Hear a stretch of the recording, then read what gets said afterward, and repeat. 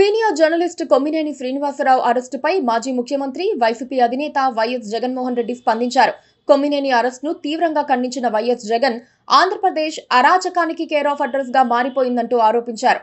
ఆంధ్రప్రదేశ్లో ప్రజాస్వామ్యం, చట్టం, న్యాయం కూని అవుతున్నాయని, ప్రజలను ప్రజాస్వామ్య వాదుల్ని, మేధావుల్ని, జర్నలిస్టుల్ని భయకంపితుల్ని చేస్తున్నారని వైఎస్ జగన్ ఆరోపించారు.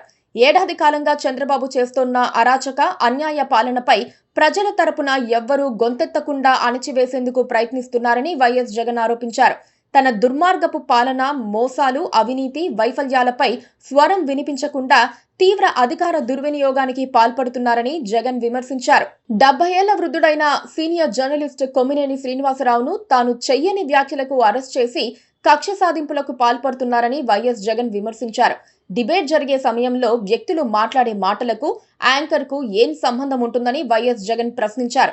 సహజంగానే ఓ డిబేట్ లో వ్యక్తులు కొందరు అనుకూలంగానూ మరికొందరు వ్యతిరేకంగానూ మాట్లాడతారని జగన్ గుర్తు చేశారు.